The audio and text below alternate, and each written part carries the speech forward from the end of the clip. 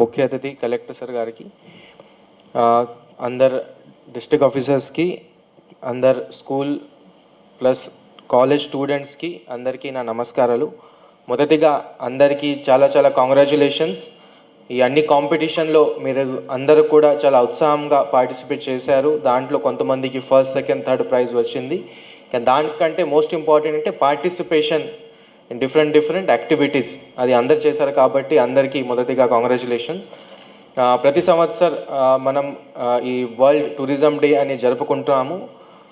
దానికి ముఖ్య ఉద్దేశం అంటే టూరిజం గురించి అందరికీ అవేర్నెస్ ఉండాలి, టూరిజం యొక్క బెనిఫిట్స్ ఏమి ఉంటాయి, ఇంకా వాటిని ప్రమోట్ చేయాలి ఉద్దేశంతో ఈ ఇంటర్నేషనల్ లెవెల్తో ఈ కార్యక్రమాన్ని జరుపుకుంటాము. సో ప్రతి సంవత్సరం ఈ వరల్డ్ టూరిజం డేకి ఒక థీమ్ ఉంటుంది. ఈ సంవత్సరం థీమ్ ఏంటంటే టూరిజం అండ్ పీస్. ఎందుకంటే ఇప్పుడు లాస్ట్ 2-3 ఇయర్స్ నుంచి మీ అందరికీ ఐడియా ఉంది, కొన్ని మనకి ఇంటర్నేషనల్ లెవెల్లో కొన్ని డిస్టర్బెన్సెస్ ఉన్నాయి. యుక్రెయిన్ రష్యా వార్ జరుగుతూ ఉంటుంది. ఇలాంటి పీస్ ఒకటే ఏదైతే వరల్డ్ లెవెల్ పీస్ ఉంటుంది అయితే డిస్టర్బ్ అయింది. కాబట్టి ఈ సంవత్సరం థీమ్ ఏంటంటే టూరిజం అండ్ పీస్. అంటే టూరిజం వల్ల మనకి టూరిజంతో డిఫరెంట్ కంట్రీస్తో కాంటాక్ట్ పెరుగుతాయి, డిఫరెంట్ సిటిజన్ వేరే కల్చర్ గురించి ఇంకా తెలుసుకుంటారు.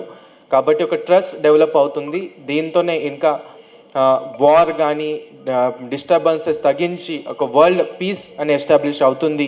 ఈ పర్పస్తో ఈ సంవత్సరం ఈ థీమ్ పెట్టడం జరిగింది. మన దేశ స్థాయిలో, రాష్ట్ర స్థాయిలో చూస్తే tourism is very important. Andhra Pradesh మన మొత్తం దేశంలో చూస్తే టాప్ 3 to 5 డెస్టినేషన్లో ఆంధ్రప్రదేశ్ ఇస్ దేర్. కానీ మెయిన్గా మన రాష్ట్రంలో రిలీజియస్ టూరిజం ఎక్కువగా ఉంది.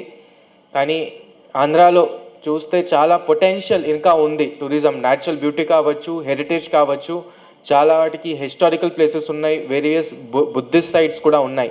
సో వాటిని కూడా ఇంకా ఎక్స్ప్లోర్ చేయాలి. బయట రాష్ట్రం వాళ్ళకి, బయట ఇంకా నేషన్స్కి కూడా ఈ టూరిజం గురించి తెలుసుకోవాలి. ఈ ఉద్దేశంతో మనం ఈ డిఫరెంట్ ప్రోగ్రామ్స్ ఇవాళ పెట్టడం జరిగింది.